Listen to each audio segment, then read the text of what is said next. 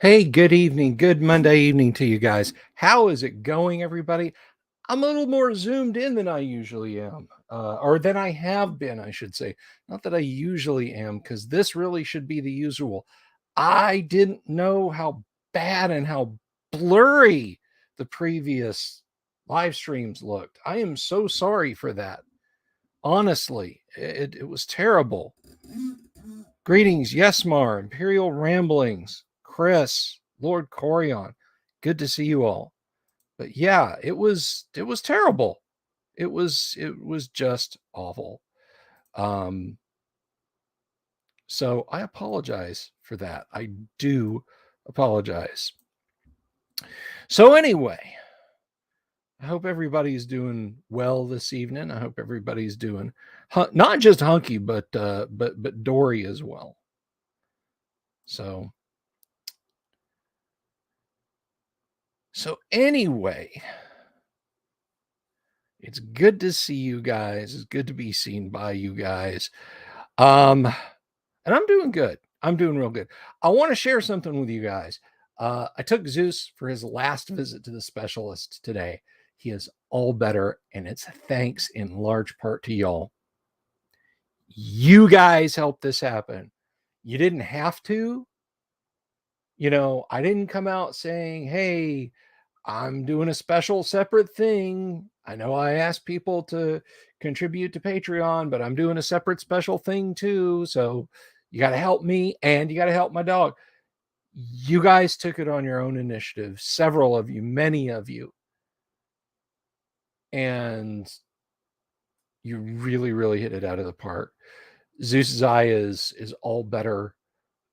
Tomorrow I start just a little a treatment that accelerates the finishing of the healing process, because it's healed up. It's good to go now. We went down to the park and played fetch this evening.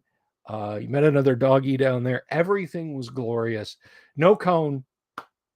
So tomorrow I'm going to start his new final treatments. It lasts a while, but no more cone, no more silliness. So I was really happy about that. Thank you guys so much. Other good things that happened today. I finally got some resin 3D printing done. Not just exemplar stuff, not just, you know,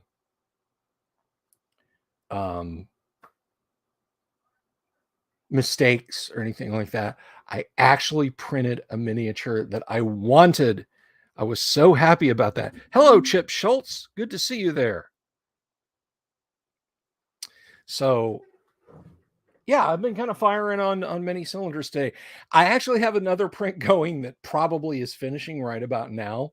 I hope it's going to be okay to let it sit on the build plate for a little while before I go out there and pop it off. But we'll see. We'll see. I was like, oh, okay, I'll start this and it'll finish about 7:30, 7:45 at the latest. I'll be able to get it off, rinse it, clean it. Yeah, nope. It still had like 100 layers to go or something like that. When I was getting everything set up, I'm like, I'll lean out here. Nope. IR says, let's see it. He wants to see it. All right. Now, I don't want to jump up and run around the office. So what I'm going to do is I'm going to hop into, because I shared a picture of it. If you didn't see it on the Discord, first of all, if you're not on the Discord, why? But if you happen to not be on the Discord, let me see if I can share this with you guys real quick. If OBS will do this for me. OBS is kind of a pain in the ass for not wanting to share things. So let me see if I can figure this out here.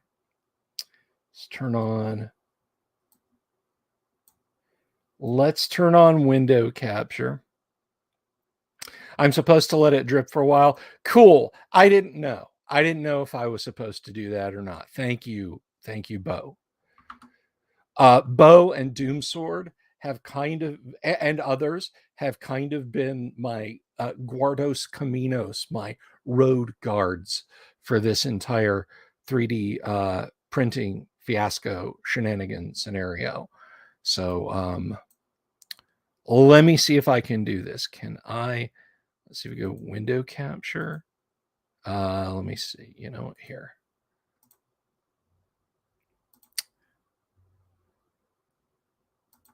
You know.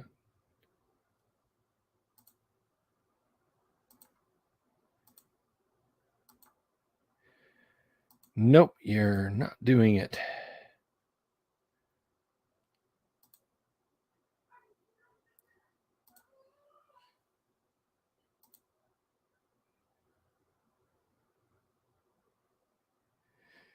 Let me. That's not working. I promise. I'll get I'll get this up there, and you guys can see it. Chip Schultz didn't know we had a Discord server. Chip, we have to do something about that. We're going to do something about that right now. Invite people. If you're not on the Discord, come join us on the Discord. Vinny, not a Bartolo. He's just Vinny. Now, one thing when I show you this, or two things. One, my hands shake all the time. I can't help it. I hate it, but I can't do anything about it. Two, the mini that you're about to see is actually fairly low detailed for the size I printed it at. It's supposed to be like a 54, 72 millimeter statuette, less than a gaming mini, but I just shrank it down to 28 millimeter. You'll see when I get it on the screen. So, let's let me do this here. So I minimize Discord. Why must everything be so hard?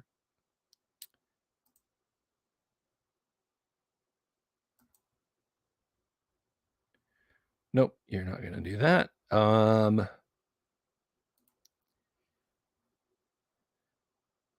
Here, maybe screen capture. Maybe if I just capture that screen over there. Display capture.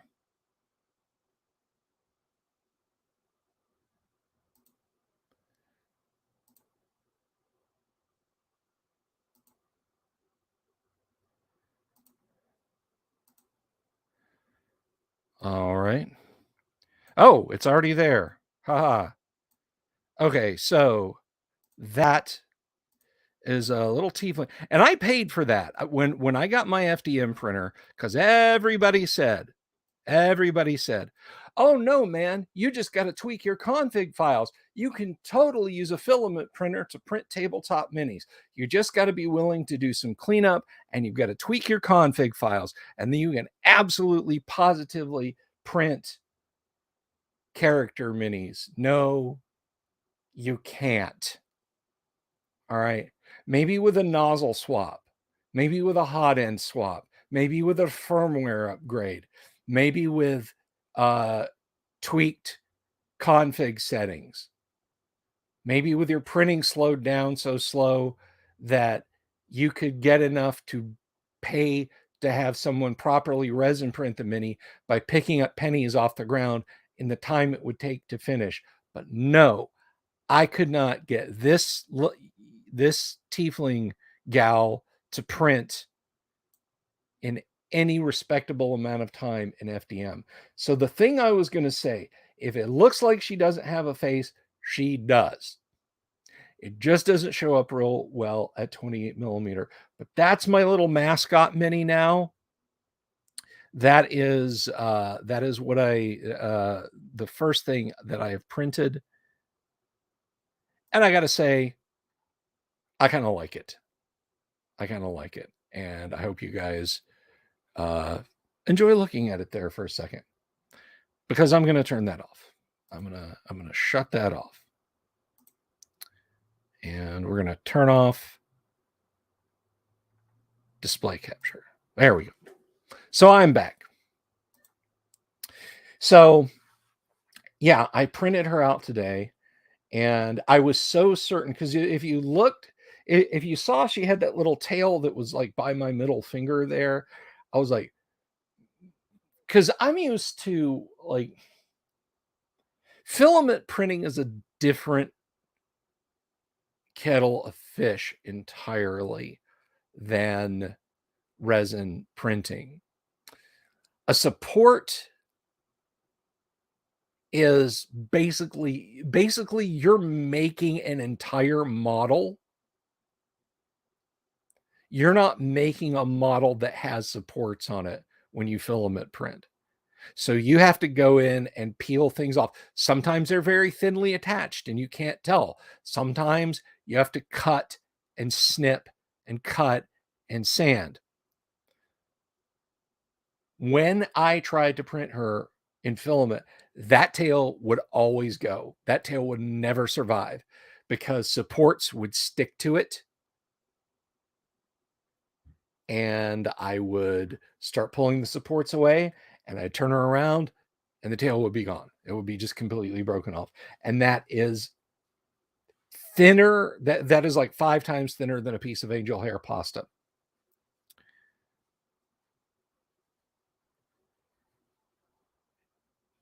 Tiefling characters. The Discord link is expired or invalid. Uh-oh, Chip. Well, I can fix that. I can fix that right now. Let's try that again. Invite people. Edit invite link. Never expire. Generate a new link. Copy that link. Try that link.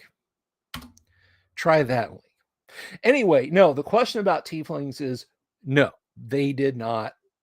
They were not a thing. And this is not for, this is and is not for tabletop use. If I need like a female demon that's not a succubus, I have one. All right. I don't run with like tiefling characters or anything like that. I just thought it was kind of cute. It was like $7.99 or something on somebody's Patreon or somebody's page, and I was like, done. And then I spent months trying to figure out how to print it with FDM, and it just wouldn't work regardless of what I did. And today, first time with my inept ass, actually I use my hands, I got that. And yes, I'm going to paint it up. It's been washed, it's been nice and cleaned, and I'm going to paint it up. But thank you for the pointer about letting them drip, Bo, because actually what's on the print bed right now is a tank. I told you guys a while back about the Sergeant York, the M247. That's a very inept ass. Her ass is not inept though. But I mean, what do you want? She's that big. But I told you guys before about the famous or infamous Sergeant York anti-aircraft gun, much maligned, probably more than it should have been.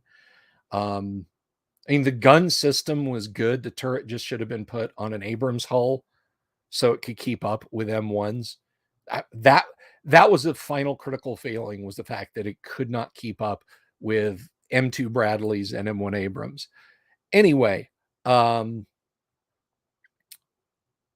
Twilight 2000 universe, it did get produced and it did get distributed. They actually made 50 of them instead of the like 281 that they were going to make, but they almost immediately like rejected them. Imagine that, like you hop in an armored fighting vehicle and it's got new car smell, like fresh grease in all of like the turret ring bearings, and the seats maybe have still got a plastic covering over them from the General Dynamics or Raytheon or whoever built the thing, and you're driving it to a scrapyard or you're driving it to a target range so it can soak up a Hellfire or Maverick missile hit. Can you imagine? Anyway, so for Twilight 2000 tabletop gaming and other sorts of things. I am printing up one in 1/100 scale, and it's currently sitting on the it's currently sitting out on the printer, and it's finished. Chris is baiting me. He's saying I protest a bit too much. I think he's going to be running female tiefling rogue in somebody's 4E game and doesn't want anybody to know. Ha! You got me. Not hardly, guys. Not hardly. Michael Connor once played a fat half-orc cleric assassin. He wasn't a very good assassin, but he was a badass. Awesome.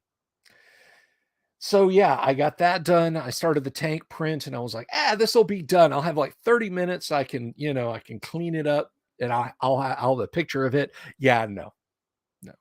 But fortunately, as it appears, the word from Bogan or Imperial Ramblings there, it's okay. It can hang to drip for a little while this evening. And then I'll have a gap between now and when I play AD&D later tonight. Speaking of playing AD&D later tonight, I want to jump into something. Let's see.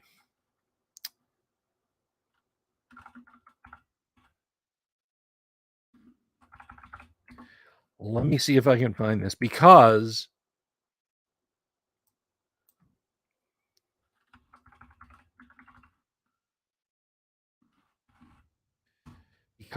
ladies and gentlemen, it is time once again to catch up with the ongoings in my Monday night AD&D game.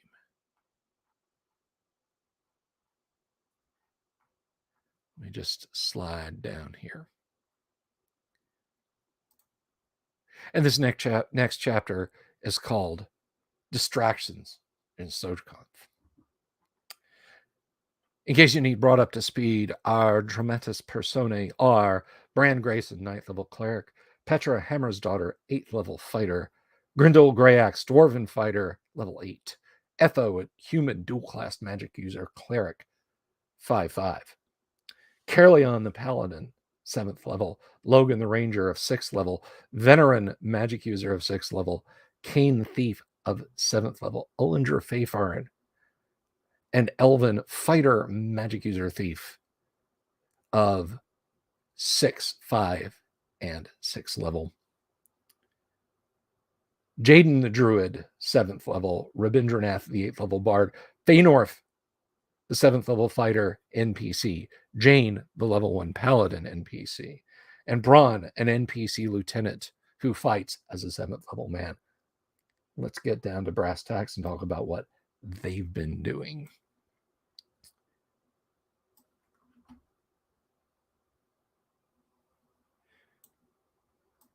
Bring this over. I was printing Nick's tiefling for all his spare time he has to game. Yeah, no kidding. Nick Ricada and his massive amounts of spare time. Okay, so I have to say something after I'm done reading this about Nick Ricada. It's positive though, so don't at me with Nick Ricada like, hey, go get him, guys. The party stood around the fallen corpse of the horrible Dracolisk. Much attention was given to the creature's hoard of gems. Rabindranath's sword detected several valuable gems and gems set in jewelry in the pile of wealth and claimed for itself a jewel-set scabbard. The only other highly unusual item was an expensive-looking ivory box. After ensuring it wasn't trapped, Rabindranath carefully opened it. Within lay an ashwood wand, which the bard recognized as a wand of magic missiles. Although any could use the wand, only in the hands of a magic user would it always strike true and without error.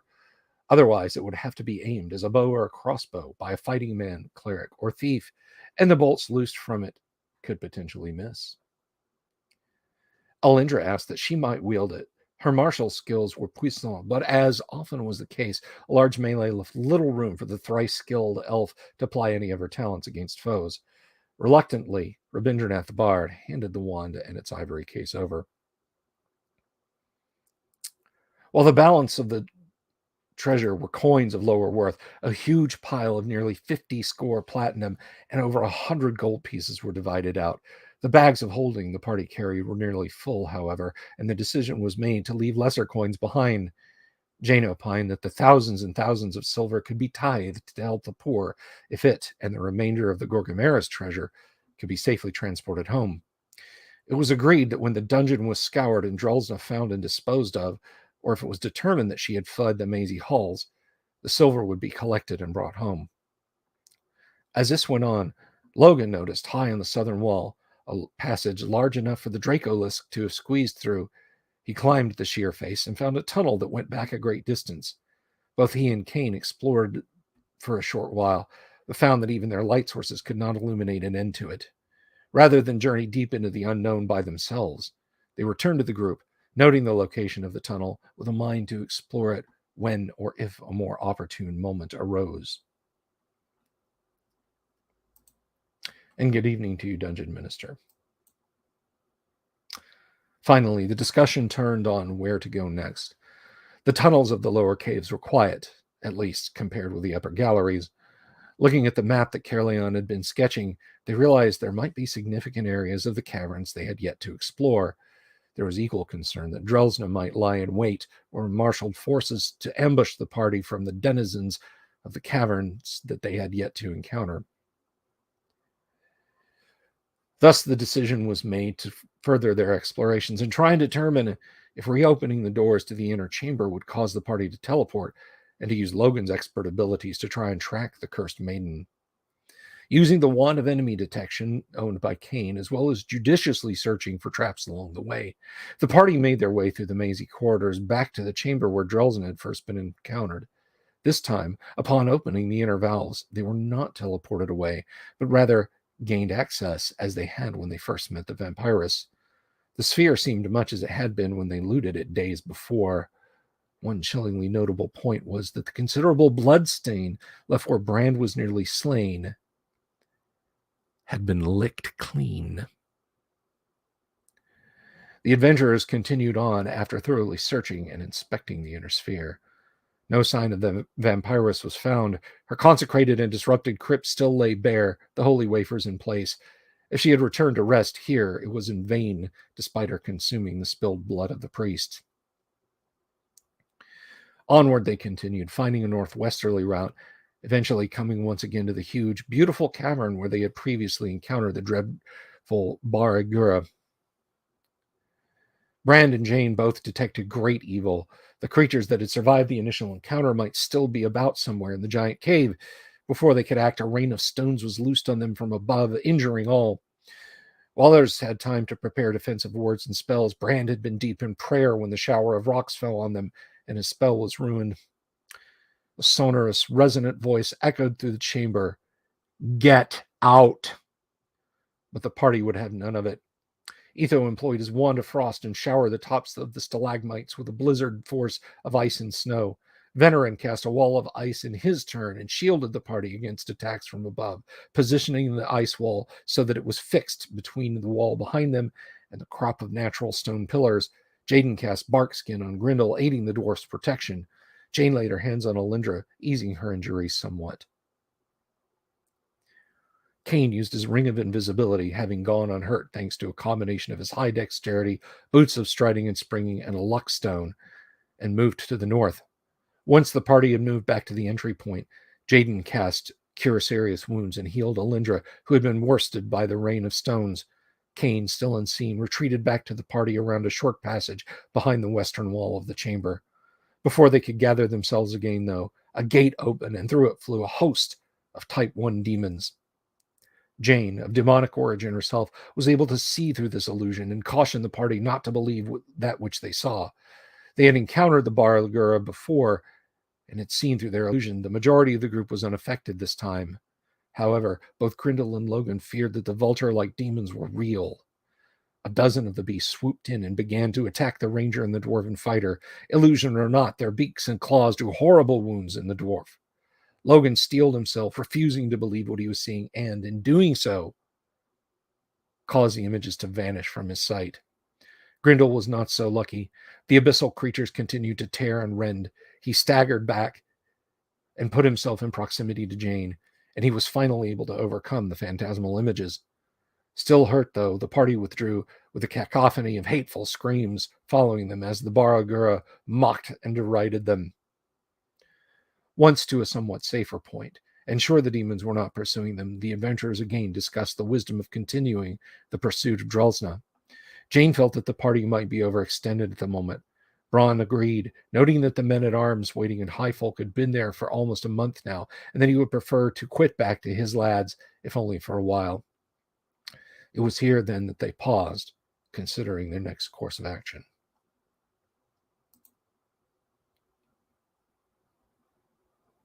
Chip Schultz, you are exactly right. A dungeon minister is never late, nor is he early. He arrives precisely when the benediction ends. Doomsword, and smile there. Just in time to hear about a priest blood. Yeah, Drelsna's pretty freaking terrible. It's like, ow, I've been hurt a lot. There's a light snack. So that was last week's adventure, and tonight we rejoin right at that point, and I will bring you at a later time all that went on. So I hope you guys enjoyed that narrative, and look forward to more. I will be bringing you more. So the other thing, I was going to mention Nick Rekieta in a positive sense. So if you don't know who Nick Rekieta is, he does a little tiny bit of tabletop gaming. He kind of got dragged into it by his fan base via 40K, and an internet buddy of mine, a guy named Ty Beard, who I've had on the show. And by the way, Ty will be back for the anniversary show, as will some other folks. And I'm reaching out to others. But Ty designed the war game A Fistful of Toes, referring to the missile type TOW, not TOE. And I played A Fistful of Toes a few times back many, many, many years ago when it first came out. Well, when I saw Ty on Nick's stream the first time, I said, surely that can't be the same Ty Beard that invented A Fistful of Toes, but surely there can't be that many people named Ty Beard. And he always expressed being much more interested in tabletop gaming than Nick, as they discussed a case that was ongoing. And I even spent a few dollars to super chat and give a shout out to Ty. And then I reached out to him on social media, and he's been coming on my streams. He's been providing like a legal perspective on a couple of things that we've talked about here on the show. It's great. Ty is a really decent dude.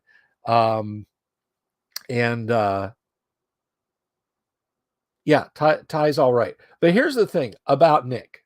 Okay, so that's kind of keep me. I go back and I watch Nick's streams, even though they are not. Almost always, it's like an internet blood sport legal case thing, or occasionally it is matters of great import to constitutional law and contract law, really beyond the scope of what we do here. But if that kind of thing interests you, do check out Nick Rekieta. I doubt Nick Rekieta would ever tell you guys to check me out, but there we have it. You definitely should give him a look. Well, anyway, Nick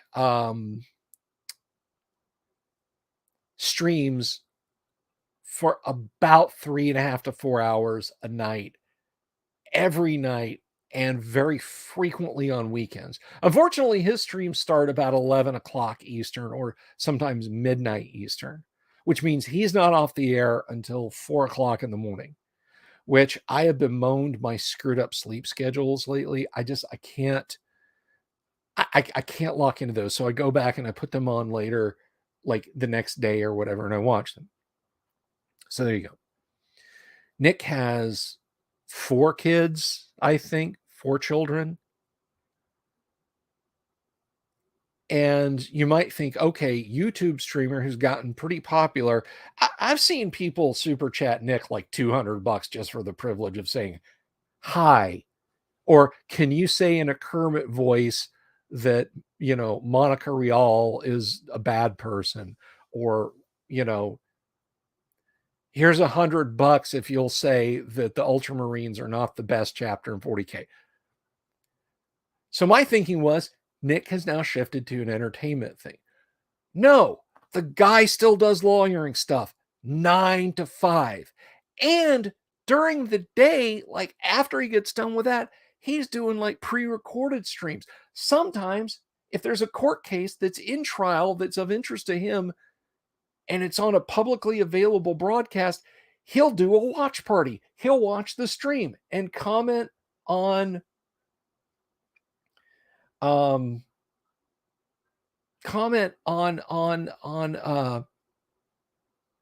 that, and then come back at 11 o'clock his time or 10 o'clock his time and stream till 2 or 3 in the morning his time. And he's got to get up and do briefings. I'm starting to wonder if he's not some kind of gaming cyborg where he can just like just literally put himself on a charger for a couple of hours and he's good to go again. It's amazing to watch him. Funniest super chat answer. What is your favorite chaos god? Pie. Corn. No one knew he was a nerd until that moment. I remember that.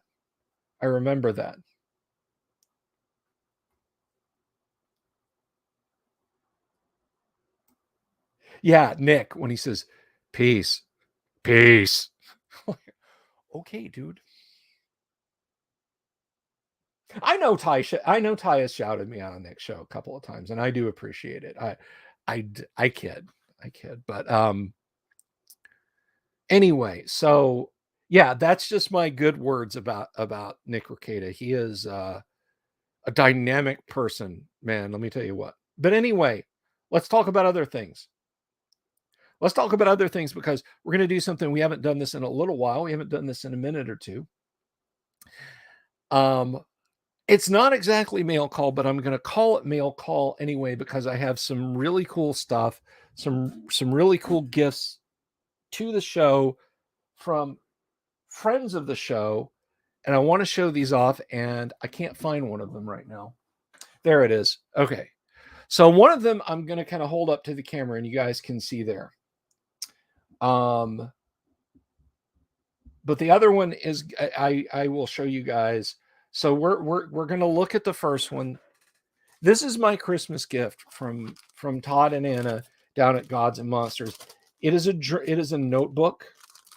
I'm currently working on filling one that I got from my co-host. Actually, I got it from Kyle a number of years ago. It is a beautiful piece of hand-tooled leather and creamy vellum inside. It'd really be more creamy parchment inside. I don't think it's vellum. Vellum is made from sheepskin, and I don't think that's what this is. But this, I'm opening it for the first time. I'm taking this off. And there is something else. You might kind of see that there. I'll hold that up. But this is a journal. This is this lovely notebook. Gosh, that feels awesome. And it is worked leather.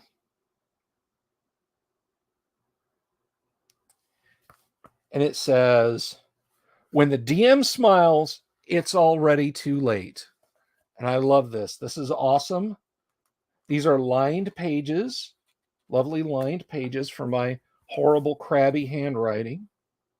Okay, Michael, first of all, the kids did not realize. Second of all, the practice I didn't realize. Because the last time, I don't want to say the last time I caught him, but the last time I heard it mentioned, which didn't seem like that long ago, he had said something to the effect of being in court, like he had to be at a trial with a client or something. So Michael's my in for all Nick Rekieta info when I screw things up. But anyway, it's got a nice little tab for a pen. I know exactly what's going there.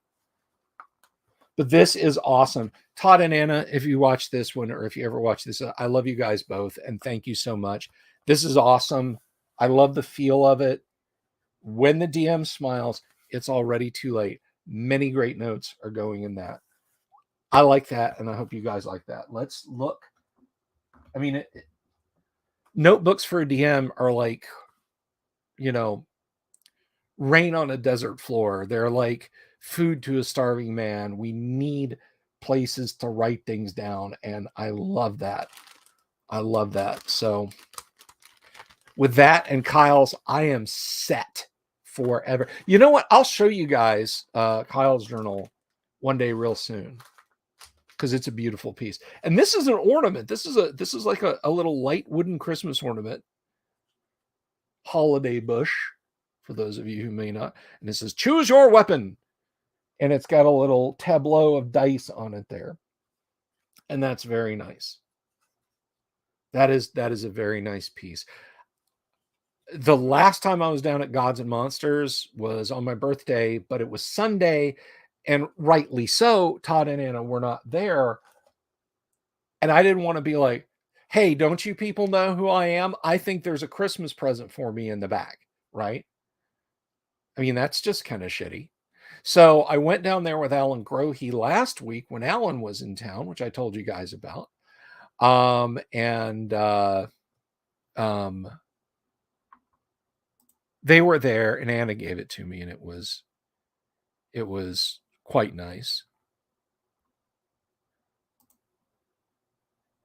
So that was the same day I met James. Is it or Tress or Tress? Did I get that right, James? I don't know if you're watching the stream, but I told you guys the story. I was wearing the basic D&D shirt. He was wearing the exact same shirt, and I found out that a man half my age, a guy who was born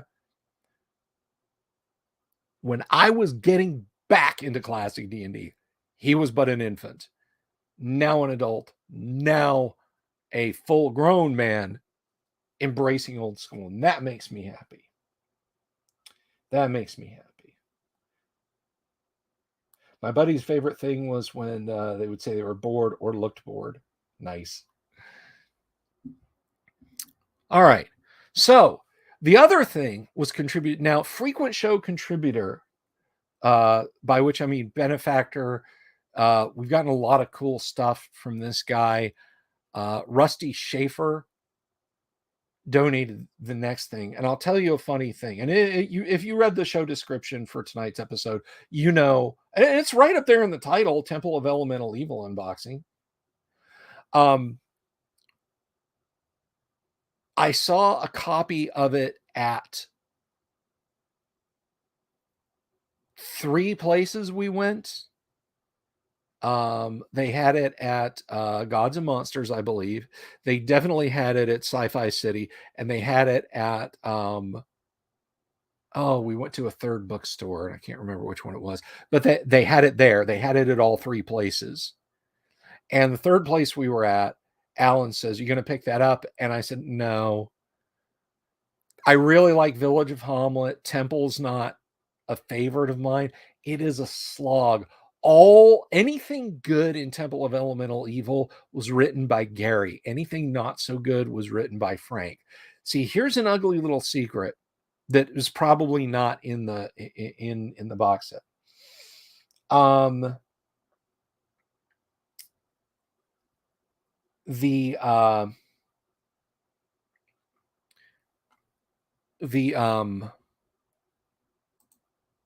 Sorry, I got distracted. I got a message. No, the elemental evil wasn't meant to be elemental in the sense of earth, air, fire, and water. The elemental evil meant elemental as in primordial evil. Frank either didn't know that or just didn't care and decided to change that. So instead of that's why Zugmatoy seems so out of place being in the Temple of Elemental Evil. See, she's a Shub-Niggurath like creature, or was anyway. So there was there was a lot of strangeness with the actual production of Temple of Elemental Evil. And it is a slog. I know it's a favorite of many people, but it's just kind of a slog for me. So I talked to Alan and I said, no, I'm not going to get it. And we talked about it. He agreed. Village of Hamlet's good. T2 and T3, what Gary had originally planned, would have been awesome. But T1 to 4, despite being bigger, was actually lesser. And I hate to say it like that.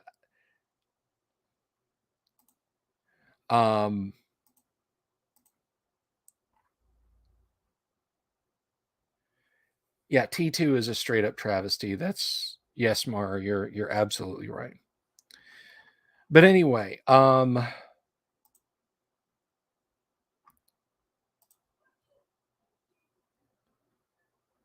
so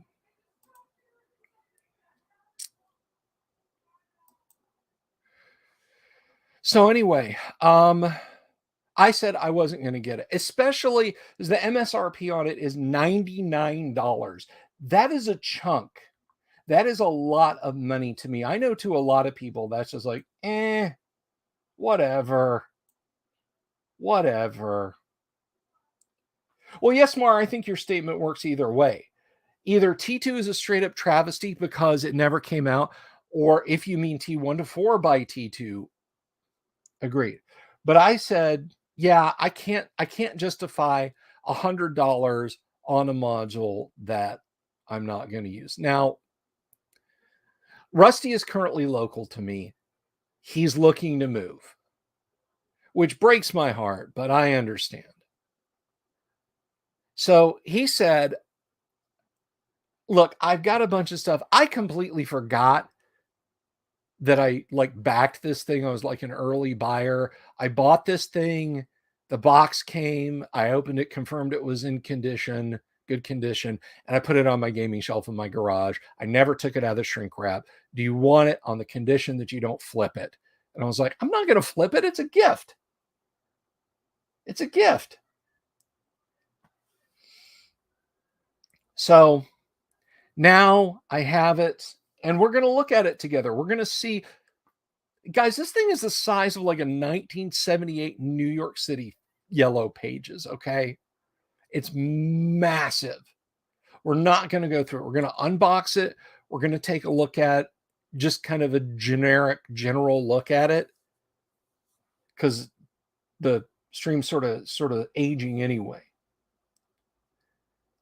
Yeah, the super modules are very much unsuper. Yeah. I'm not even a fan of G123. I say get the 3 pastel modules. Get the pastel D1, the pastel D2, and the pastel D3 if you can find them as print on demand or whatever. Because guess what? There are subtle differences to the maps. There's a bottomless death pit in D3.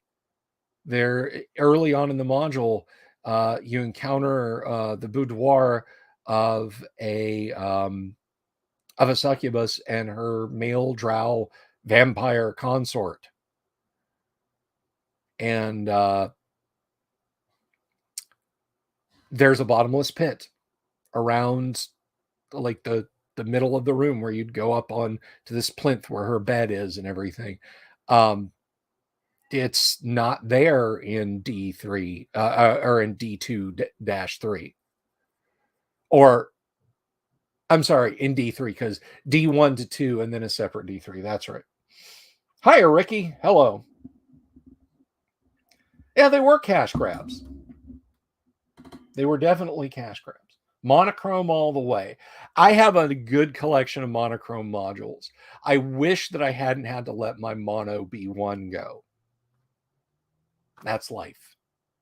That's life. But I have all the other mono modules that TSR put out.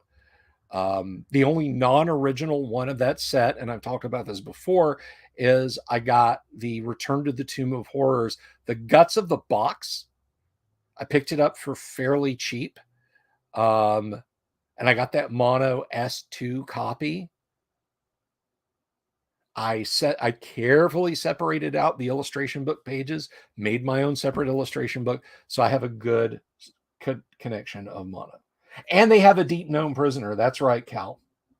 They have a Deep Gnome Prisoner. So enough of my gums flapping. Let's go. And the camera's going to be on it. It's going to be on the table. I've kind of got a background thing going, and we'll peel the shrink wrap, and we'll unbox this bad boy. And yes, it is in a box. Well, a slip box, but you know what I mean. You guys know what I mean. Don't pick nits with me. Anyhow, let's go over there. Where is? I gotta pull this up here. All right. Okay. Let's see.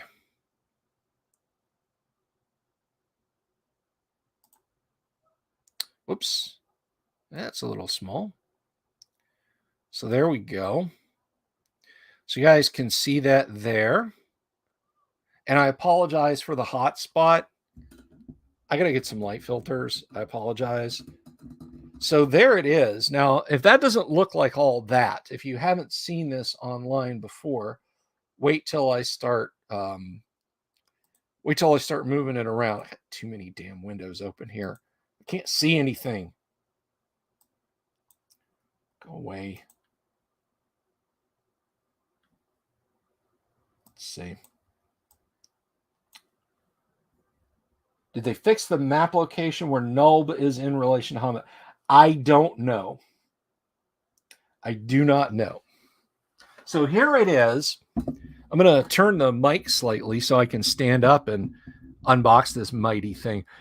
Now, I want to tell you something. This weighs as much as a gosh darn car battery.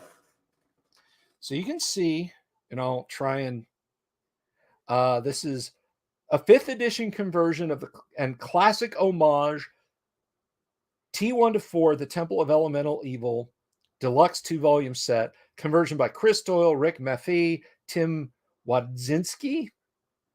Includes extensive historical commentary. Big deal. If it included extensive historical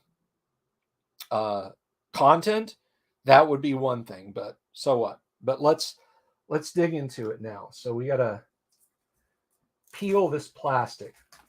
Satisfying peel.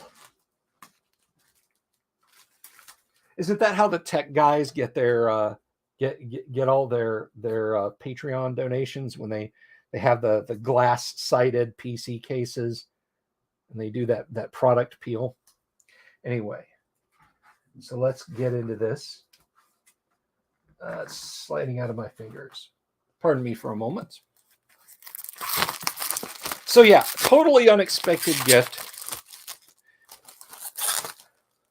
These aren't rare, by the way. These are not rare. I guess sealed up, they're a little bit more rare. But so here we have, and you can see, it's in a slipcase form. I'll turn that so you guys can see it a little better. So we have 2 volumes. I don't know which one is the proper one and which one is the 5th edition one, but we'll see. So we have 2 books. On the back, we have Evil Born Anew, a mini campaign that takes characters from levels 1 to 7. I would dare say that by the time you're punching Zugmatoy in the knees, your party better be higher level than 7. The village of Hamlet thrives again. Years ago, this quaint village nearly fell prey to a great neighboring evil. The nearby Temple of Elemental Evil, a grand edifice of wickedness, was defeated after a great battle and thrown into ruin forever. Or was it? Bandits have started to ride the roads again, and there are other ominous signs afoot. It is whispered that demonic evil at the heart of the temple was not truly conquered, but merely imprisoned. Even now, agents of evil, malevolent beasts, and far worse creatures are conspiring to return the temple to power and enslave the surrounding lands. Hamlet and the neighboring ruins may hold clues, But not everyone is to be trusted. Surely danger lies hidden in this idyllic region. Sharpen your swords and axes, purchase your iron rations and tinder boxes, and don't forget at least one 10-foot pole. Great adventure awaits those that dare confront the Temple of Elemental Evil. And we've got Jeff D's, frankly, fruity looking illustration on the back. I know that's an iconic piece for everybody. I'm sorry. Okay, so we also have a little bit more blurb. This book collection is an homage to the origins of an adventure that began decades ago with T1, the Village of Hamlet, and T1-4, the Temple of Elemental Evil. Herein you will find high-quality scans from multiple printings of the original first edition adventure modules, plus commentary by gaming legends. I wonder who they are. Let's find out. So there's the box, so you guys can check that out. And here's the books. We have the mono cover, and we have the color cover. So what is in the mono? Well, you guys look at that. Mono a mono. Ha, ha, ha. So we have a reproduction in the front and back of the T1-4 super module. And this book actually,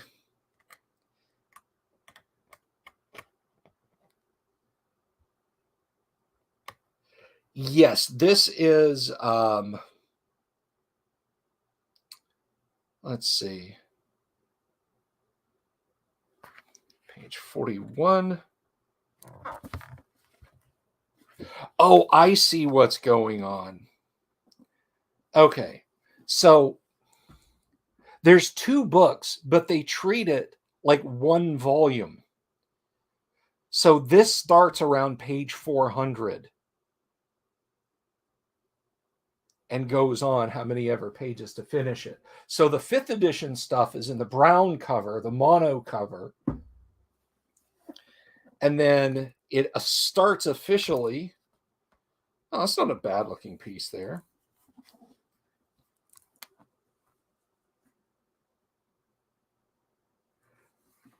It starts officially, though, in the gray book. And there's a good chunk of history. We get copies of the covers and maps. The moat house. Why is this page blank? So you get a good, some character sheets.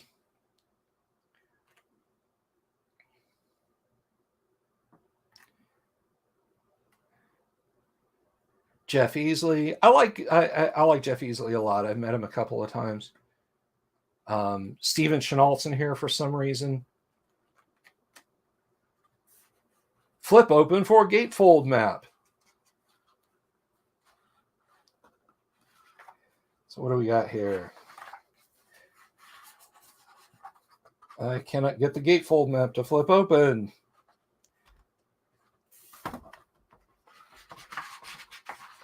Flip open to destroy it. So there's a lovely darker blue Hamlet map.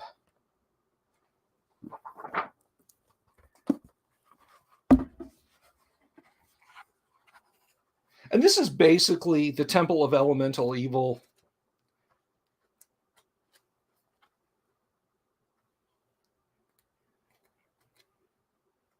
And once it ends, there's a bunch of 5e stuff. Basically, the 5e stuff starts in the back third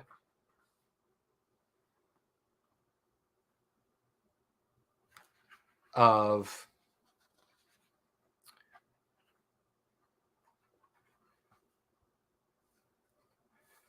so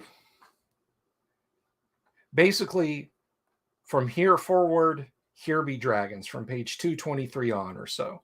So you've got some historical stuff, facsimiles of T1-4, photos, discussion by Jeff Easley,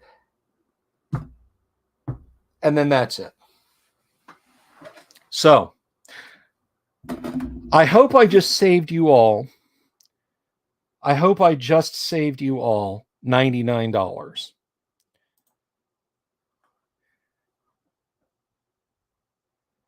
Oh, Steph, what I'm sorry. I was trying to get stuff out there.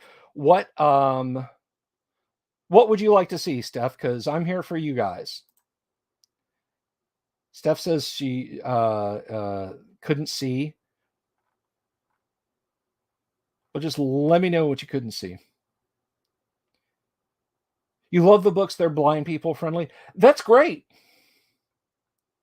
That's good. That's great. And Ricky, the price break, that's really good. For 45 bucks, I don't think it's a terrible deal. For $45, I don't think that's such a terrible deal.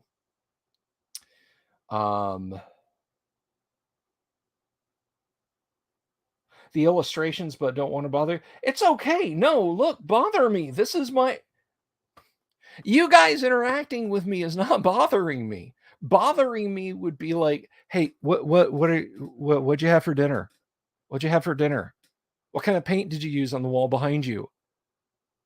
Do you use sound tiles out there and it like acoustic tiles? Do you have foot problems, foot and back problems? I mean that's that's bothering me. Life would be easier if I liked 5e. Eh. Eh. All right, let me show a little bit of the art. Let me show a little bit more of the art because I want Steph to be able to see it because this is more of an unboxing, but I do want people to be able to judge. We had breaded pork cutlets, delicious. Yum. I love breaded pork cutlets, man. I tell you what, pork chop parmesan, you're just a few steps away from pork chop parmesan, Padre. I'll have to pass that recipe on to you one day if you'd like. It's a little labor intensive, but by the time you're done, oh my gosh, you're going to have the family like fating you. They're going to be carrying you around on a palanquin. All right. So let's see if I can do this. And I kind of got to dip out a shot here. I'm going to bring let's see.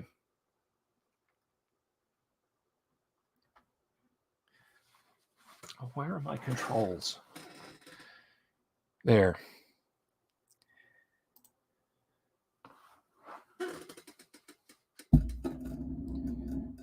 Okay, let's see here.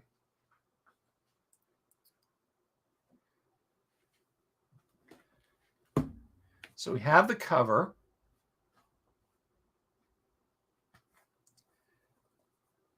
Here's our inside illustration. I think this is supposed to be Zugmatoy over here. Yeah, she just did something awful there. To quote Nick from Left 4 Dead 2, what did that thing just do to me? Oh, I missed something, though, before we go into more illustrations. There's a bookmark. Is there one in the other one? There is. Red and blue bookmarks. So I guess that's a nice touch. So here's the Gatefold Map. This is the village of Hamlet from the inside cover of the module, both pastel and 4-color. There's the back of the pastel or monochrome. The map of the Moat House dungeon. No cheating now, guys. The Moat House itself. A little bit of illustration to let you know, them shooting out. The guard tower. The Church of St. Cuthbert. And the Traders' Establishment with its treacherous traders. Inn of the Welcome Wench. Little ratties on the shelf there from David Trampier. We miss you, Dave. There's the mono cover and the mono first page. The different covers.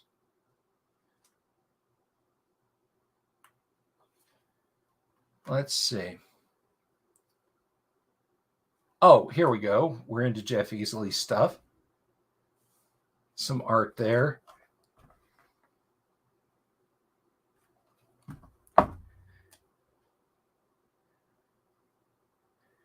Clyde Caldwell, Larry Elmore, Jeff Easley, and Keith Parkinson pose on one of TSR's calendars. Nice.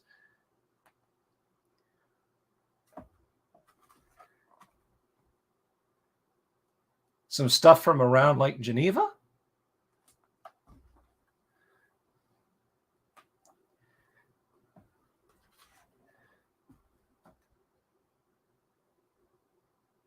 Who was Jack Fred? It's a little story about the quote-unquote illustrator, Jack Fred.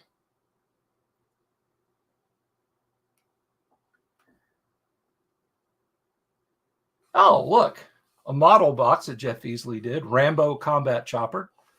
Now I want to go find one. Some other iconic pieces of his. These being from S4, which I'm going to be running later tonight. Star Frontiers, that is an amazing module. Drelzna, of course. That tiny little illustration does not do it justice, folks. That is a beautiful piece. I blew that up to poster size and printed it on a large format printer at work and had it in my office. Got wrecked in a move years ago, unfortunately. And some more Jeff Easley stuff. Conan, Bizarre Adventures, Creepy, Chakal. And then some folks, Stephen Chenault playing Temple of Elemental Evil.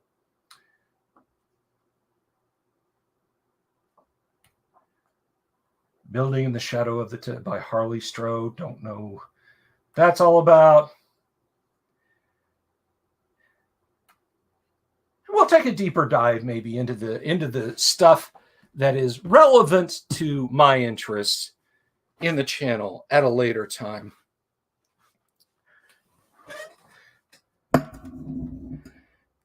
Steph, I hope that helped. I hope you got a good look at that. Because you guys are my audience and I aim to please. I'm here for y'all. The vampire daughter of Igwilv, yes indeed, whose lot was hunger tragic. I always thought the tragic part indicated that Igwilv either made her be a vampirist, like, this is your new boyfriend, Vlad, you're going to let him do what he wants to you, or she was born that way because she's Igwilv made it with a vampire. Or if it just happened through some other happenstance and Igwilv was like, what need have I of a vampire daughter? Go guard my treasure or something. But see, that's the kind of thing. Stop me in the middle of something if you missed seeing something and say, I want to see more of what you were showing there. Don't ever worry about that.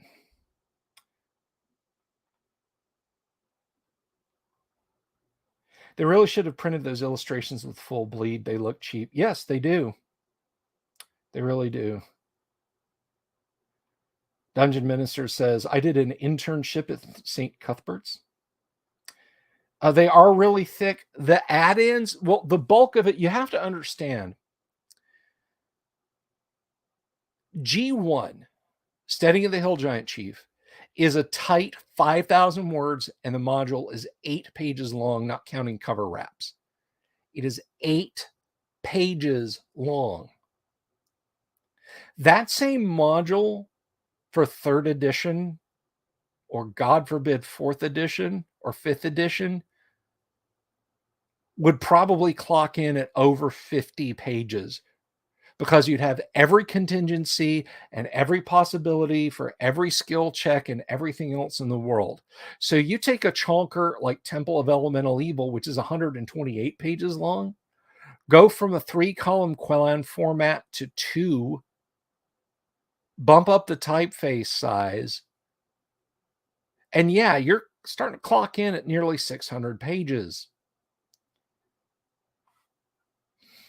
Now, I know St. Cuthbert's a real saint, And the Mace of St. Cuthbert is a real thing. So I don't know if you're kidding or not, Dungeon Minister. The ghoul attack is bad, yeah. Like Traveler, RTG, Hero, Independent Games, FASA, yeah. Yeah, as I was saying, yes, Mar, it is it is all the stat blocks, yes. I will put the recipe on Discord. Yes.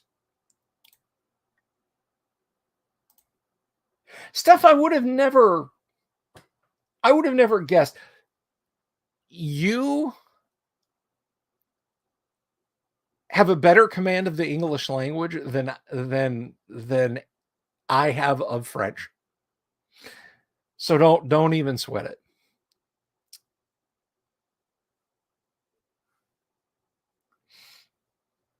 St. Cuthbert's Oakville, lovely place. No mace. Well, you've got St. Cuthbert's, and we have Greyhawk in Florida. Plus, I think there's one in Arizona. I know there's one in Texas and one in Central California. So the world of Greyhawk spans across the southern belt of the United States. Yeah. You should see when Imperial Ramblings and I used to do we're still going to do our sports show. We're not doing it at 8:00 on Sunday mornings. We're both college football fans. I think I've said that before. IR and I, and a couple of other people did a Sunday morning live stream sports college football show during the fall. And if you guys think I'm terrible here, you should go track down the sports live streams I did. Murdered the English language in my sleepiness. But anyway, so those are the cool things I've got. Temple of Elemental Evil is pretty awesome.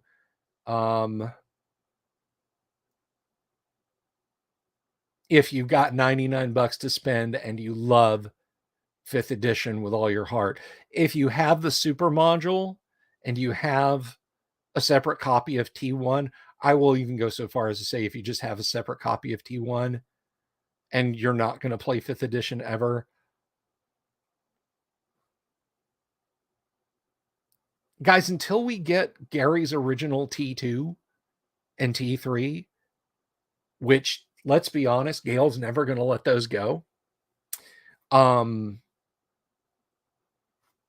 The TSR published modules are pretty much it. I mean, honestly, they could have and should have, like, why didn't Goodman get with Paul Stormberg and do more research and release a 5th edition version, but a separate 1st edition volume? Honestly.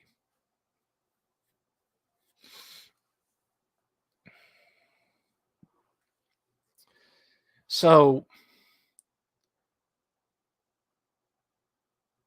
you know, the cynical part of me says it's just because they knew that they'd wind up blitzing through T1/T1 to 4 hardback volume, and the T1 to 4 5e volume conversion that they did would gather dust. Nobody would buy the damn thing. Chris says, my youngest son was baptized on the Feast of the Translation of the Relics of St. Cuthbert. The translation of the Relics of St. Cuthbert absolutely should be a D&D spell. I'm just saying, a clerical spell. Work on it, guys.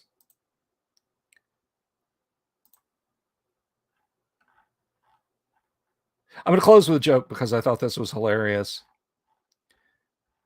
My buddy Aurora sent this to me. Let me see if I can find it. Oh, that's old.